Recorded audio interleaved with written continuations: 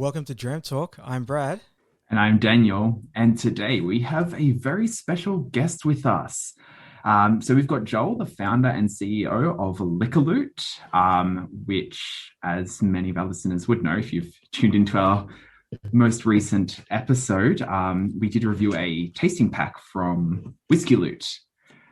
So it is a subscription service that delivers to your door 3 hand-selected premium or hard-to-find whiskies. I believe it's a monthly service. And yeah, as I said, we're joined by Joel, the founder and creator. So hey, here, thanks guys. Yeah, thanks for joining us. You able to give us a brief background on yourself, like where you came from and how you've kind of joined or merged your love of whiskey with this new subscription service? Absolutely. So my background is not in hospitality. I'm actually from an advertising and marketing background, and was always kind of interested in the startup and tech space. Coming from more of an advertising and creative realm where I was managing clients and campaigns. From a digital perspective, I kind of used those skills and had an agency and started to branch out with these ideas that I had. And whiskey was a passion of mine. Whiskey was something I was really interested in, but it was also something that I noticed I had a bit of a problem. And after talking to other people, I also found that others had a similar problem in figuring out what it is that they liked without spending a fortune. So that's where I kind of stumbled across the idea of Whisky Loot and started to, develop the concepts a little bit further. And hey, presto, a lot of people had the problem. So it wasn't just me. I was just going to ask, so Joel, do you have kind of a favorite dram or one that sticks in your mind as what really kind of set your passion for whiskey alight to the point where you decided to turn it into a business? The one that kind of set my passion alight was Corowa 12. Actually, I remember that quite vividly.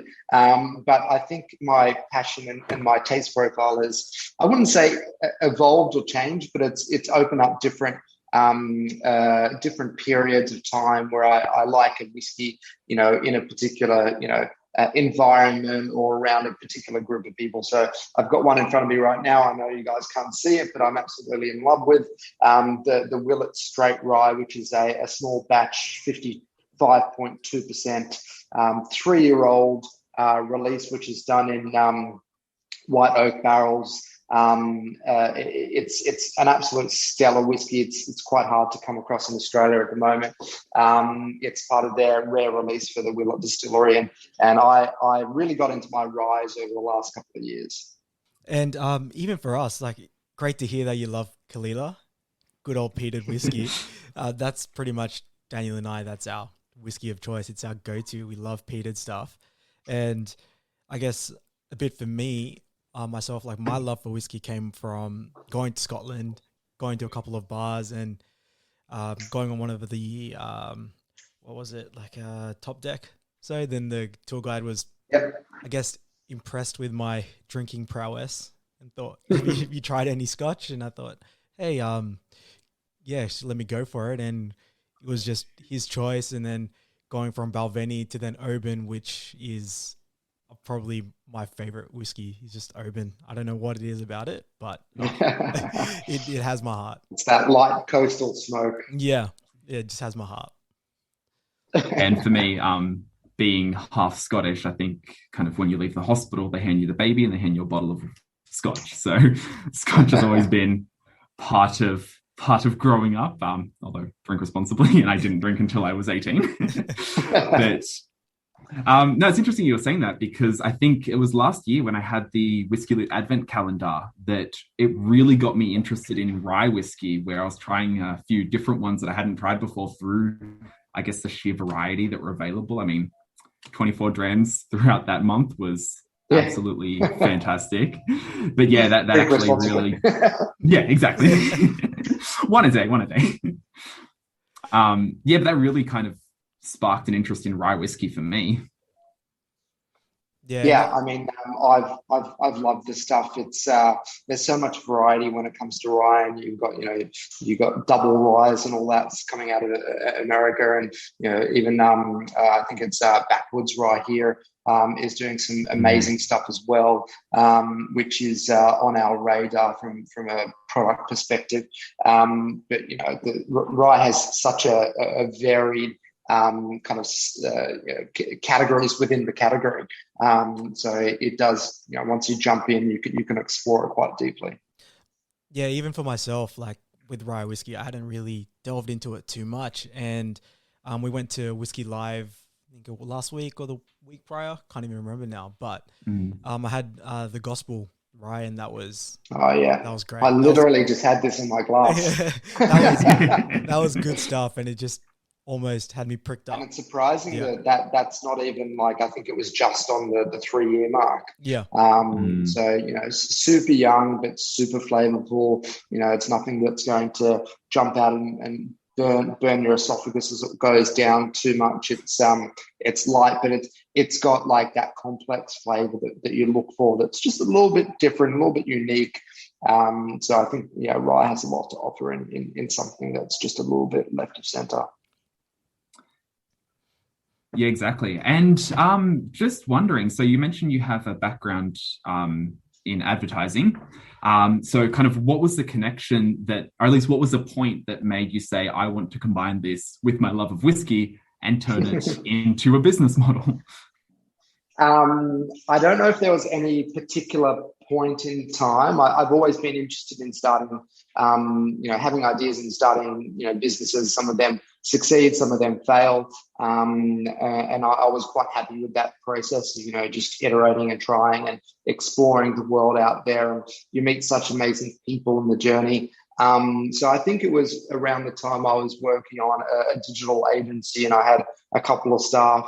And we actually had a few high growth e-commerce businesses as clients, one of which was a subscription business. So I was working on that as I would with any, client, as an agency provider working on their digital strategies. And it was at the same time I was looking for, something that I could explore by myself. And at the time it was just supposed to be a bit of a side hustle, something that I could do in the evenings, just to kind of,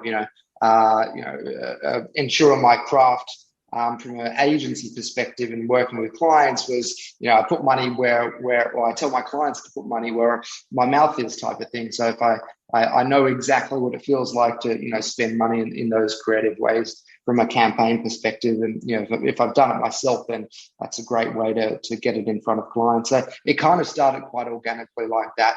And it just kind of grew and grew and grew. And I closed down my agency and then, this was a full-time thing, and started bringing on staff and started, get some investment from some guys and girls out there that were interested in the concept. So yeah, it was kind of quite an organic thing. Yeah, no, that's great. And even for Whisky Loot itself, the shape it's taken now and where you are at, is that what you envisioned when you set out? No, I would be lying if I said I did. No, it's far exceeded our expectations, and as I said, it started kind of as a little bit of a side hobby hustle thing, and there was a lot that was good about it, and based on that, I thought, hey, if I push this a little bit further, if I tweak this and I tweak that, and I talk to these people and X, Y, Z, then I can scale it up and pay myself a salary from it, and grow and hopefully take over the world one day. But no, it was very much a hobby project, as I think a lot of these things start around that, and then they grow once you've got a little bit of attraction, and you can kind of be a little bit more comfortable around what you're doing and who you're talking to, and how that vision is kind of developing over time. And in line with that developing, is there something that you kind of started off with that you thought was a really good idea, but you had to kind of let go of, either because it just wasn't working out logistically, or it wasn't what the market was telling you was a good thing? Yeah, a logistical pain point early on was a few different things actually. But we had these wonderful white boxes that we still have today. But on the top of them, we personalised each one with a handwritten name essentially. So it said like to Brad. Yeah. And it was one of these things that was, great when we were designing it up, and it looked beautiful, and it was all about personalization, and it ticked all the boxes. But logistically speaking, it was an absolute nightmare to ship boxes with a handwritten name on the top. That's obviously something that's very small and easy to fix, so we phased that out. But yeah, I started the business. I loved whiskey, but I thought, hey, if this works with whiskey, why can't we do it with gin? And obviously we've done that last year with our launch of Gin Loot. So I had an idea around, something that we could grow into an ecosystem, and that has taken time. And there's been, pain points here and learnings there. But all in all, we're in a pretty good place at the moment, and hopefully we'll continue on that trajectory moving forward. Yeah, awesome. And I know you mentioned at the start when you were saying you'd come into your journey into whiskey as well. And you met some really great people. And I think that's what we found as well. Just the great community there is around whiskey. Even in Australia, it's just great. Like, you just meet some real fantastic people in it. And it's something that I know we've taken to heart, where almost any distillery we've been to, you almost open arms. Here you go. What do you want to try? Here you go. It's awesome. Yeah. Yeah, exactly. No, it's a very welcoming industry, I think. And there's great people with amazing talents, whether that's in the actual production of the spirit, obviously, hands down to those guys and girls actually. There's some amazing female distilleries female distillers that we're supporting through some of our whiskey and gin packs. And then from even from a sales perspective, talking to distributors and brand managers out there, they've got a lot of knowledge and they add a lot to the industry. And they're always out there trying to bring in some amazing product and stuff that Australia deserves to have in the country. But sometimes it's hard to get in here and it's hard to get the allocation. So hats off to those guys.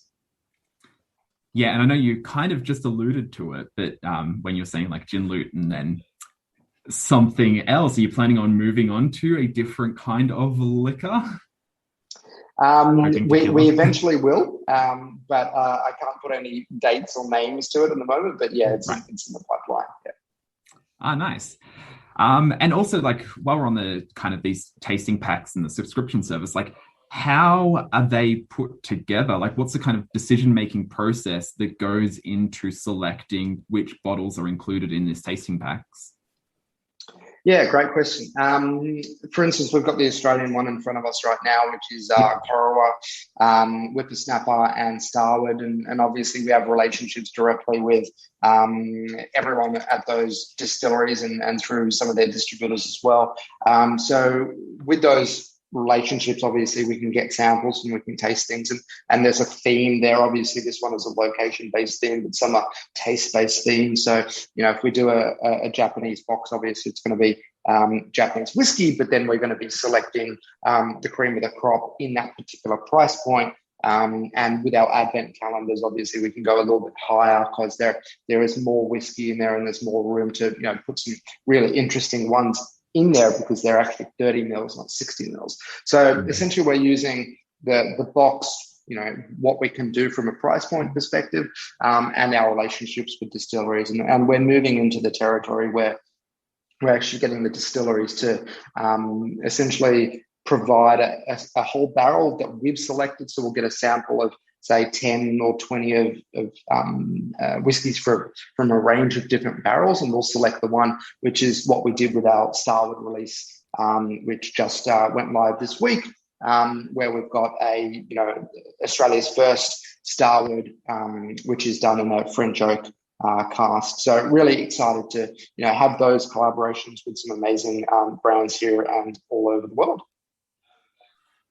Yeah, fantastic. And I'm very interested in kind of data and trends and just seeing how certain things change behavior. And just, I guess, like, out of curiosity, I was wondering, do you often see a correlation between the tasting packs that are sold and then the sale of like the whole bottles that you do sell at your website?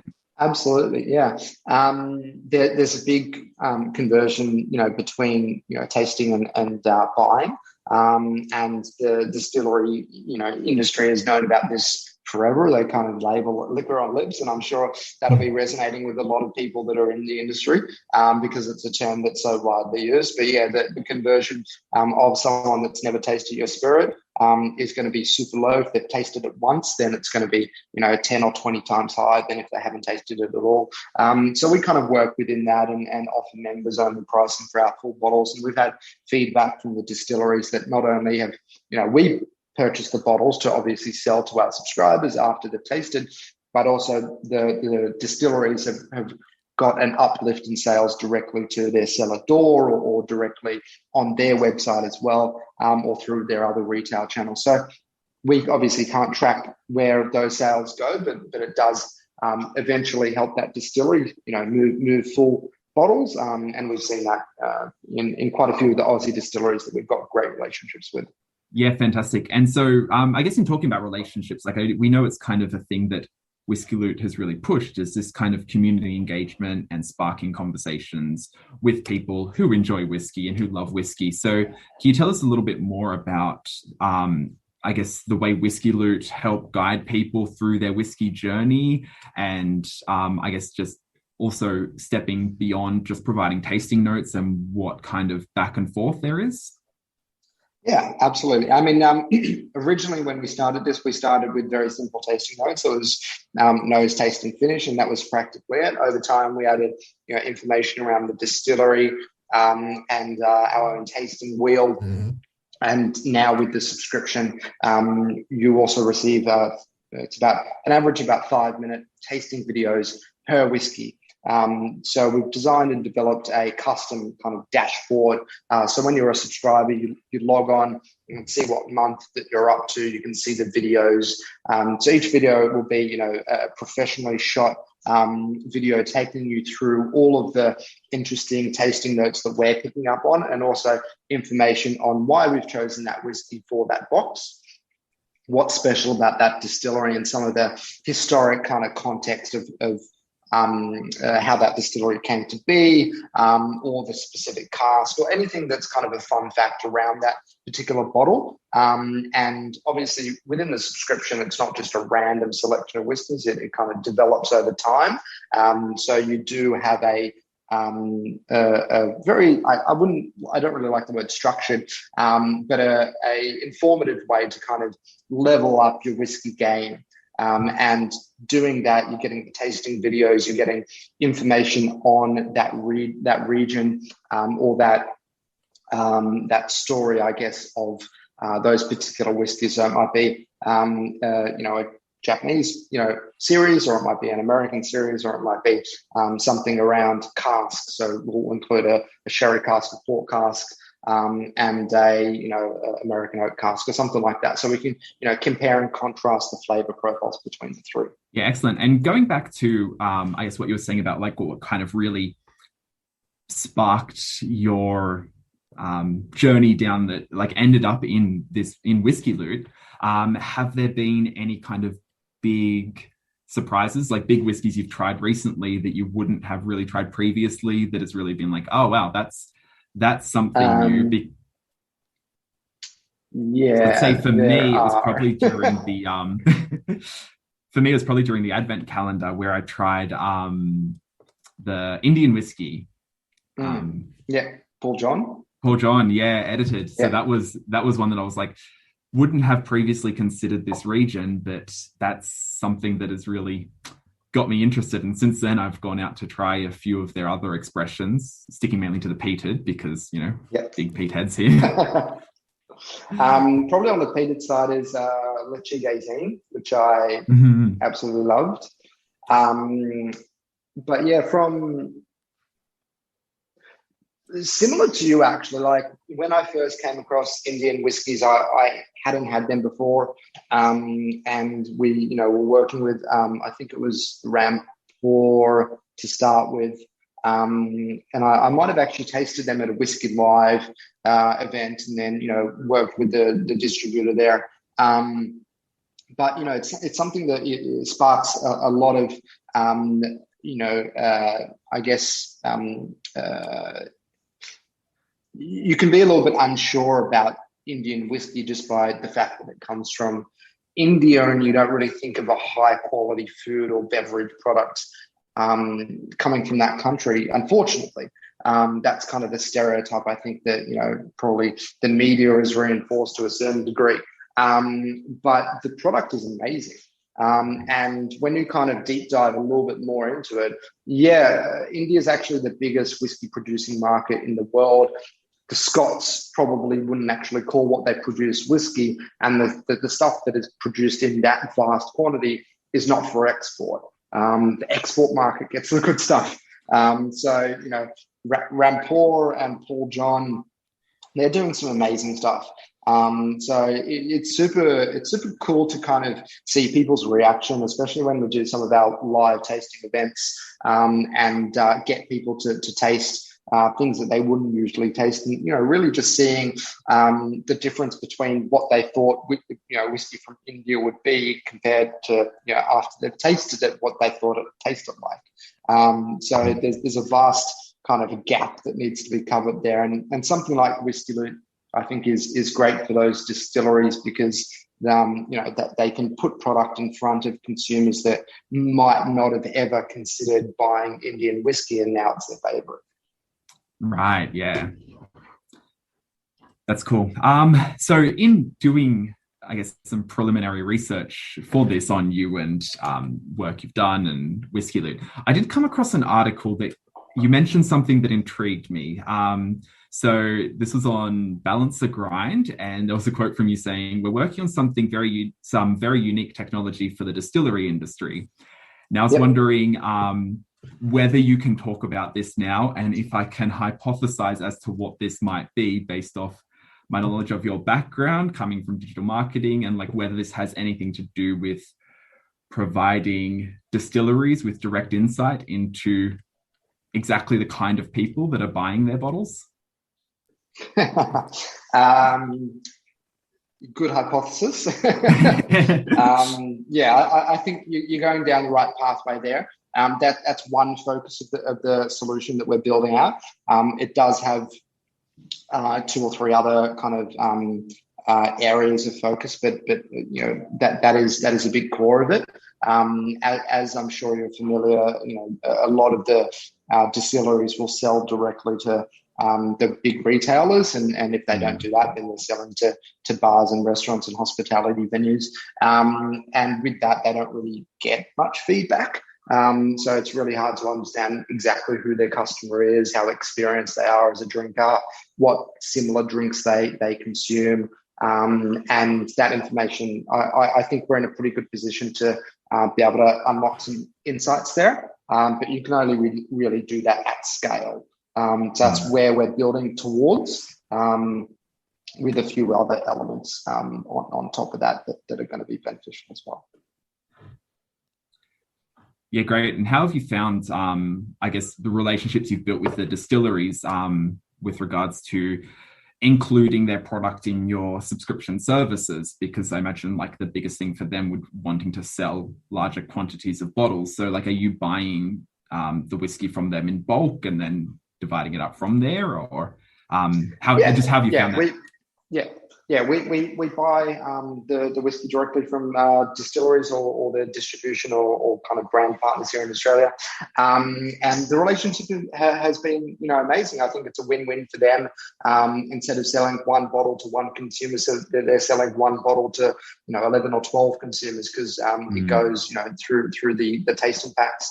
So they have a good kind of upside when it comes to that, and they understand obviously that getting it out to more consumers is better for their marketing, for their brand awareness. So they've all been very supportive of what we do, and we've got as I mentioned, we've got some great relationships that are ongoing, and bringing, I think, benefit for both of us.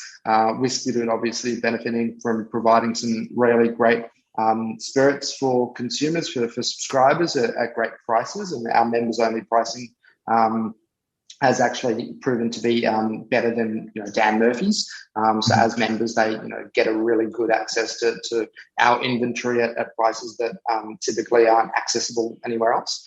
But from a distillery perspective, obviously, getting the product out there to consumers that are within the exact audience that they want to be targeting. I want to be targeting, people that are interested in whiskey. So I can't imagine a better type of relationship. Yeah, and even going on to your typical consumers and the people that enjoy Whisky Loot, how often do you find that you get people that come in and they have no prior knowledge to whiskey and they're pretty much starting from the bottom level? More often than not. So there's a big groundswell of people that I wouldn't say they have no knowledge of whiskey. I'd say they probably would have stuck to maybe one or two, potentially three different bottles in their experience, and potentially they just want to explore without that kind of daunting feeling of not knowing where to go next. So it is a solution, obviously, that provides that level of certainty that you're going to get at least, there's 3 bottles in there. I'm not expecting you to love all 3, otherwise it's not going to be something that provides that type of variety where you can actually figure out the specificity of what you like. So if you like 2 out of 3, I think it's a great value opportunity for you to try what it is that the world of whiskey has to offer without spending $150 on a bottle you might not ever drink. Yeah, exactly. And it's almost like one of those things where I wish I'd found Whisky Loot that early on in my whiskey journey, where I feel like I've been victim to that, where you're going to bars and you're trying different things and you're almost starting off like, I don't even know what this is, but I'm going to try it because I want to try something different. And then you often end up on the bad end of the scale there, and you think, absolutely, damn, probably shouldn't have bought and that. The thing with me when I was kind of before Whisky Loot and I was going to bars with friends, you go out to have a good night, and you might be the only one, or maybe you and someone else within that group drinking whiskey. So you probably both end up getting the same thing. And if it is a good whiskey, then it's probably going to cost you $40 for 30 mils. So it's going to be something that will set you back quite a lot more than the guy next to you who's just bought a beer. And by the end of the night, if you've had a good night and you're out with mates, you probably haven't been paying that much attention to what it actually tastes like and whether you like it, whether you're going to buy it again, what it was actually called, if it's available at your local shop. It's quite it's a fun experience, obviously. I think that's what bars obviously aimed at, creating that environment that's very welcoming, and you can have a group of friends there. And we all know having a great night is money can't buy that, but it is not probably the best place to experience and learn and actually have that education that sets you up to have a conversation about whiskey and be inclusive for your other friends and that might want to learn more about it.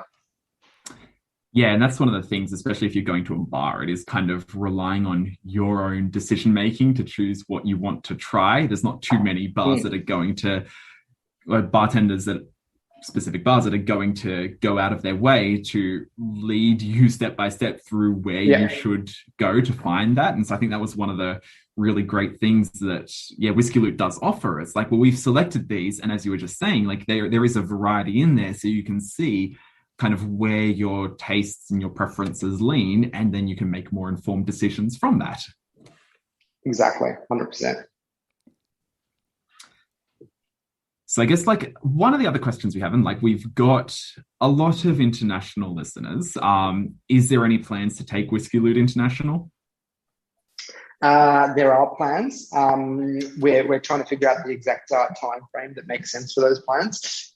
There's a lot of work still to be done in Australia, and I think there's a lot of people out there that haven't heard about us, and we need to obviously provide a solution that is I think quite well known in Australia, which we're getting that we're getting to that point in the whiskey community. There's a lot of people kind of slightly adjacent to that are still interested in whiskey that have probably never followed a whiskey group on Facebook or whatever it might be, where a lot of people have come across us. So there's a lot of work to do in Australia. We're focusing on Australia pretty hard at the moment, but we're also got some people on the ground in Asia that are doing some research on the market there to see when it might be the right time.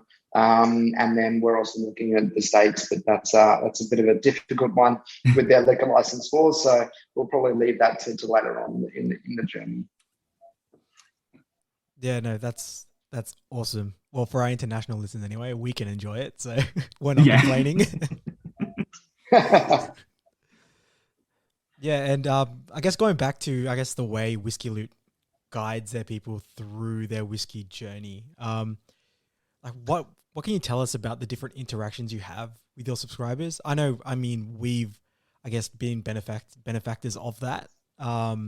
Getting to start a relationship with you and really get to see where that will take us in the future. But even you reaching out to us, that was really, surprising for Daniel and myself. We were pretty ecstatic when you guys reached out to us. Great. It's good to hear. I think, the relationship with subscribers, we don't try and, overwhelm people with too much communication. I think it's something that, we have the videos on the website. Obviously, if people don't want to watch them and they just want to consume in their own time and read the tasting notes or not read them. I think what we've kind of tried to make is something that is self-directed, and you can do it your own pace. If you want to do 3 30 ml bottles in a go, you can do that. If you want to leave one a week, you can do that. The communication is really around kind of supporting what's in the box and where to find the content, and obviously giving people an opportunity to review and make sure that they're participating in the community. That obviously helps everyone else as well. At the end of the day, it's something it's designed to be super easy and something that you can jump into. And if you feel like you need to pause for a couple of months to do a dry July, you can pause it, you can skip a box, and you can come back whenever it suits you. Fantastic. And on that, I think we should get into the tasting box we've got in front of us. Fantastic. So I know we have reviewed 2 of these in the previous episode where we did try out your Outback Exploration tasting box. So that was the Corowa Characters and Upshot from Whippersnapper. And Joel, what we like to do is we call it a Dram in words. So it's basically, we kind of summarize our tasting experience into some kind of verbal description of where the whiskey has taken us, whether that just be one word. Are you saying? Is that it? No, a Dram in words. So it's usually a sentence or two. No, sorry. It's like, wow, that's going to be tough. So what are we going for? We're going for the characters first? Yeah, let's go for characters. Do the characters. All right, I'm going to pour myself a little nip of this to refresh my memory. So I guess to refresh our listeners on our tasting notes, what I was picking up from this was it was very rich on the nose. I was getting like a lot of honey and vanilla. It was like floral, but lightly spiced. Yeah, I definitely get, for me, it's a very sweet dram on the nose. It's something that was really intriguing to me because I'd never tried characters prior to the Outback Exploration packs. I know Daniel had with the Advent calendar, and he had a really glowing view on it after that, and it was one that I was always interested to try. So I'm really happy to see it. Roasted pineapple with dark chocolate. Ooh. Oh, that's good. Yeah, I think especially on the palate, like that kind of pineapple and mango, like the tropical fruit notes were coming across. And then I found kind of towards the end, which I initially pinned out as like coffee beans, but I think it is more towards like kind of the cacao beans as well. So like kind of really almost borderline bitterness of like coffee and dark chocolate that I was picking up too. Yeah, you've definitely got that coffee profile, which is I mean, there's a sweetness that's forward, and then that really nice kind of I wouldn't even call it drying, but something quite like a soft, like that cacao coffee bean, even like a buttery coffee flavor profile, because it's got that sweetness and that it's very mouth coating mouthfeel to it. Yeah, so for this one, I had as my dreaming words, like this took me straight to like a summer's day on an Aussie beach with like a pineapple and mango smoothie in hand. Yeah. Yeah, for me, with an umbrella. Yeah. Yeah, for me, I don't even remember what my dreaming words when I had it for the first time was, but definitely right now it's taking me to, I guess, my childhood where a treat that I used to have with some salt on pineapple. That's pretty much where it's taking me, a salted pineapple out in the sun. It's good stuff. I haven't heard of a salted pineapple treat. I'll need to try that one. Yeah, no, it's quite good.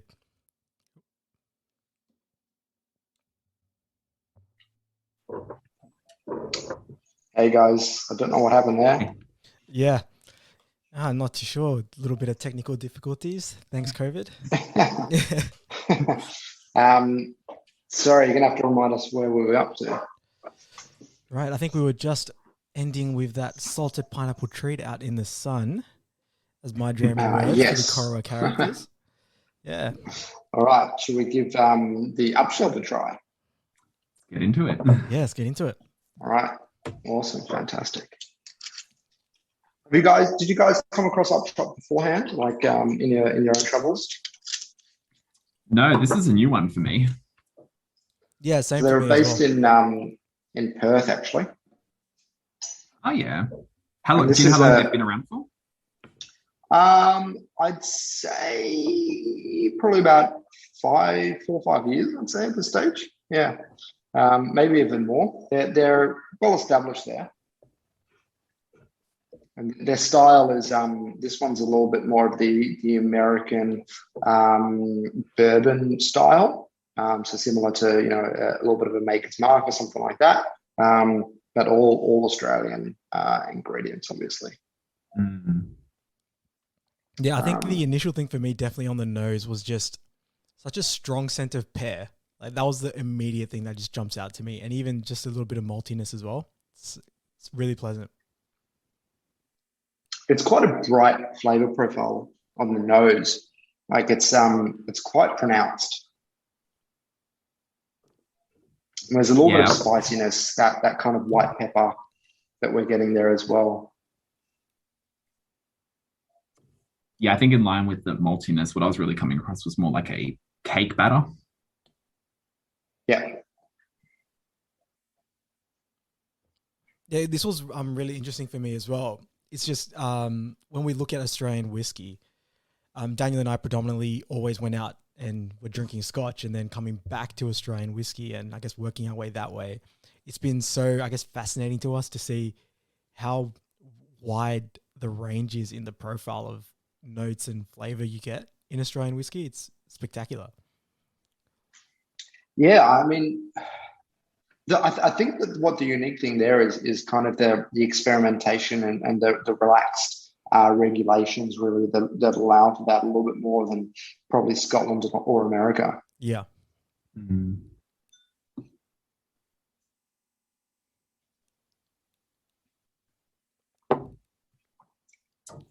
So I think the kind of really dominant note that comes across is custard. Yeah, absolutely.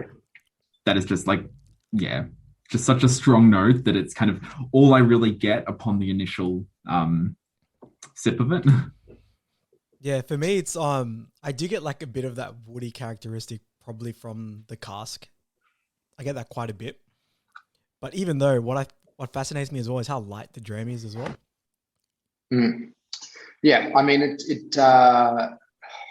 it's kind of, it's still got like that fruit forward kind of, I wouldn't say overripe, it's probably more underripe fruit. But it's that kind of wood flavor profile that you just mentioned as well. I guess like balances that out, makes it a little more creamy than it would obviously be without that nice kind of oakiness.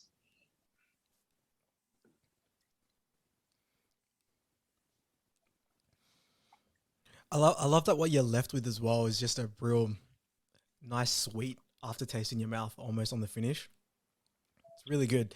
It almost complements the lightness of the dram. And I guess looking at the way the tasting packs are formed, it's really, I guess go back to you mentioning variety that you include in it, and seeing that we've led with a really full mouth-feeling dram, then to come into something a little lighter, you're almost already giving the customer there like already a big disparity. It's all right. Do you prefer a more mouth-filling dram, or do you prefer something a little bit lighter?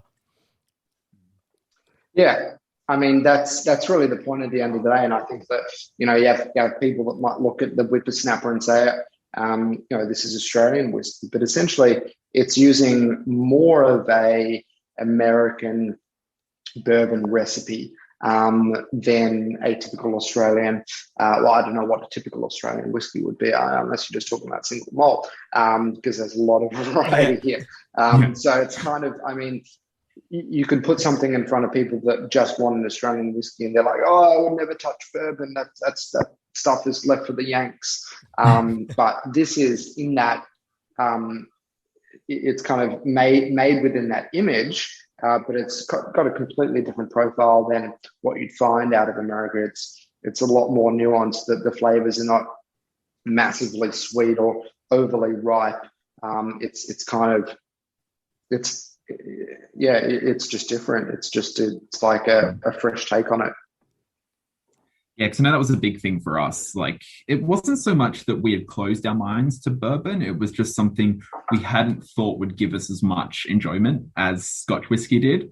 And then I think it was Elijah Craig that was what really started off our kind of notion that, bourbon is actually like really, really interesting and a really good thing to explore, especially for people who do like whiskey. And I think, like, especially with this one, like, because it is coming from that similar kind of recipe or the process in making it, but yet it is still so different again from bourbon, whether it's like a unique Australian characteristic to it, but it's just interesting to see how much variety you can get just from different locations. I'm getting also, now that I finished that whiskey and I'm just smelling the glass a little bit, I'm getting a little bit of something a little bit like sour to the point that it might have been pickled. Oh. Yeah, I do see that. I actually do see that. Yeah, that's really interesting. This is one of our favorite things. Yeah, it's really interesting because I don't. Which we haven't got on the tasting notes there, but it's definitely coming through a little bit more than it did when the whiskey was in the glass. Like the empty glass has a different nose than the whiskey was in the glass, which is very surprising. Yeah, it's something that I don't often do, where I go back and smell the empty glass. That's really, probably going to throw that into my little repertoire now. Go back and smell the empty glass. It is a thing I usually do. Like, if I've had a dram and then I, like, the next morning when I get up, it is all for science and not because I'm too lazy to wash it the night before, but I do have a smell of it. And then, like, there is like kind of other notes that start to come out, either just because of all the liquid has been evaporated and whatever's left, like surface contact in the glass, is giving some kind of new scent that you aren't really getting through what else is present in there. But I think smelling an empty glass is an interesting way to pick up some new notes. Well, I'm sure everyone's always talked about kind of the rubbing of the hands together and that type of thing. Obviously, you wouldn't do that with a bottle of Patrick 23, but it's something that you can get away with on a slightly cheaper bottle. And now we'll jump into the dram in words for this one. So for me, I had this as a very wholesome dram. It was just something that seemed so warm and welcoming, like a farmhouse or like custard on cake dessert. So it was just super pleasant, super welcoming, just super wholesome. Yeah, okay. Well, for me, it's pretty weird. I'm almost getting, I guess where it's taking me, it's like wet wood out in a fruit orchard. That's almost what I'm getting. It's just wet wood. Wet wood. Yeah, I get it. Yeah. I'm getting more of a custard fruit salad with a sour, I don't know, like a sour pickle or something on top. That sounds disgusting, but in my mind, new dessert. You heard it right here, ladies and gentlemen. Hey, if it works, it works. Alrighty, moving on to the Starward. Let's jump straight into the twofold. So we've got the twofold here that I'm sure everyone is quite familiar with our friends at Starward. Yep. This is a red wine cask, as we'd expect from them. Yeah, immediate banana bread on the nose. It's super welcoming, super inviting. Bit of maple syrup there. Getting a little bit of orange too. Oh yeah, quite a bit of orange coming through. Kind of that Jaffa. Yeah.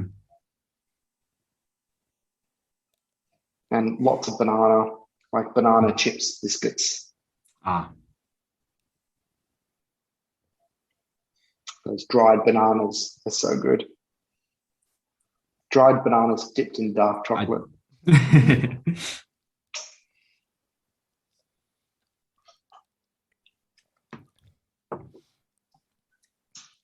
So for me on the palate, what's really, I guess, something that I do enjoy is when there is a connection between the nose and the palate.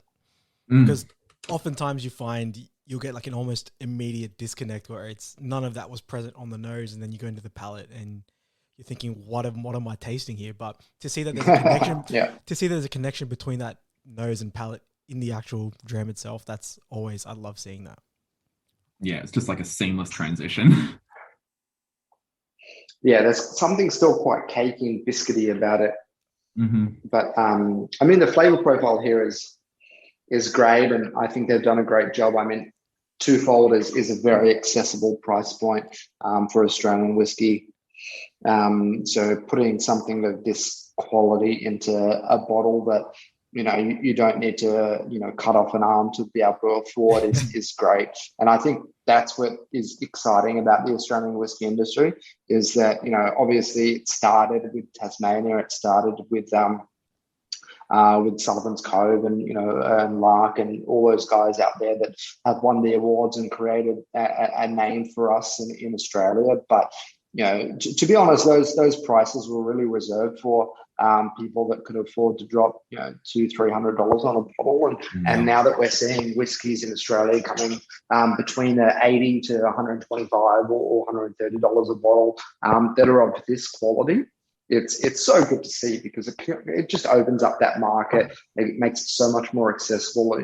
And obviously we're seeing a lot more distilleries come onto the market that are being backed by some investors and have the resources to be able to produce great quality stock that's going to be around for the next generations to be able to enjoy.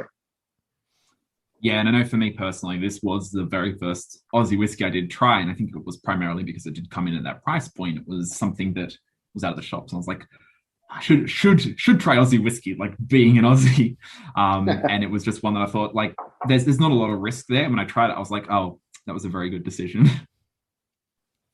Yeah, and it's just great to see as well. And it probably does come into, I guess, seeing that innovation, but then it probably comes in tow with the fact that our regulations are a bit looser. So seeing Aussie distillers go out and try all these different things, especially Starward. Daniel and I were lucky enough to get one of the ginger beer casks. So yeah, that's spectacular stuff as well. So it's just great to see as well them putting something out at this price point. And like you said, it opens the door not only for people like Daniel and myself who may not have, I guess, gone out and necessarily bought an Aussie whiskey, but even for non-whiskey drinkers who are looking to take their first foray into it, and they might want to start with Australian whiskey because it's quite affordable, especially something of this quality. Yeah, and there are still people out there that say, "Oh, Australia makes whiskey. Well, I'm not going to drink that." Yeah. But those times I think are quite limited. There's not going to be that much, within what we hear out there that people are thinking. Australian whiskey has a lot to offer, and it's so good to see that the amount of distillery licenses that are being granted in Australia are surpassing Scotland. So there's going to be, we have a huge opportunity here right now to be able to create some amazing quality product for everyone that lives in the country, but also for export. And, hopefully at the end of the day, we're not just relying on pulling up dirt from the earth and selling that to whoever is the highest bidder. And we can actually create some amazing juice and send that off to our brothers and sisters around the world. I think I'm just on finishing this one. Like a lot of the finish I'm left with on this is a combination between like a churro, black tea, and banana bread still. Yeah, that banana bread goes all the way through. I think that the tannins are quite light on it. The pepper's quite light on it. I think you do get a little bit of that kind of cinnamon sugar coming through as well. So to me, it's banana bread covered in maple syrup, dusted with cinnamon sugar. Oh, that's good. Probably took. I'd order that. They took my German words. Took my German words right out of my mouth. Yeah, no. Yeah, I think mine's got to be like an Aussie cafe, like where you constantly got people ordering banana bread. There's a table with churros. Yeah, for me, it's still banana bread, fresh out the oven. It's pretty much filled your whole house. You got it the whole way through. Yeah, it just can't leave me at all, that banana bread note. Oh, good stuff. Good stuff. And Good stuff. Probably the best way to end that pack there. Mm-hmm. So just one last question on the packs as well. Like the order you lay them out, like Dram 1, 2, and 3, is that the order you recommend people try them in? I know it's like completely subjective and people can do what they want, but is there some kind of logic to it? Yeah, there is. So it'll come down to essentially how we think the flavor profile is going to evolve in the mouth. Obviously, we don't want to put something that will be too heavy at the beginning. So we're going to leave the ones that are higher ABV or potentially smokier for later, so that your palate has time to adjust. Obviously, we're not expecting people to taste this one after the other, but we need to kind of take that into consideration. And it does tell a little bit of a story. So if we're working on those flavor profiles, we want something that will work within, I guess, that story that we're trying to tell as well. So there's a bit of thought that goes into that. Obviously, at the end of the day, people can taste it whichever format or way that they feel kind of, that they want to do. At the end of the day, it's up to them. But that's just our recommendation. Fantastic. And now we are conscious that your time is tight and you're probably at the end of your working day and are keen to head on home. So we will I've already had my drink. I'm fine. Perfect way to knock off a Thursday. It's probably the only way to knock off a Thursday. But yeah, I wanted to thank you so much, Joel, for taking the time to join us on the podcast. It was great to have you on and to learn a little bit more about yourself and Whisky Loot. Well, thank you, guys. It's been fun. At the end of the day, you can't complain about drinking whiskey and having a yarn. So it's good times. Yeah, no, of course. You've summed up why we started this podcast. Yeah, so for anyone who is currently in Australia and wants to check out Whisky Loot, you can head over to their website. If you're following us on Instagram, there's a link in our bio that'll take you straight there. They've got some fantastic tasting packs, and if you're subscribed, then you've gotten access to members-only bottles, member-only bottle prices, which as you were mentioning earlier, come at a much cheaper cost than you can get them at your local bottle shop. Yeah, so exactly. We can't wait to have you guys on there, and hopefully you can learn something and share it with your friends. And at the end of the day, it's just about enjoying whiskey, right? Yeah, of course. Too true. Alrighty, Joel. Thanks so much for being on. And Thanks, Brad. Thanks, Daniel. Awesome. All right, that's all we have time for today, ladies and gentlemen. A big thank you again to Joel for joining us today. Yeah, it was really great to have you on. And as always, you can reach out to us at dramtalk.au@gmail.com if you have any questions about Whisky Loot or whether or not you should give it a go. We're happy to help you out. And, if you like the pod, give us a rating. Yeah, preferably 5 stars. It really helps us out. And if you want to head over to our Instagram, you can see what we've been up to in the world of whiskey. And we've also got, as we mentioned earlier, a link in our bio that'll take you straight to Whisky Loot's website where you can sign up for a membership or even just purchasing a one-off bottle if you already know what you love. All right. Now our glasses may be empty. We hope yours aren't. So, pour another dram!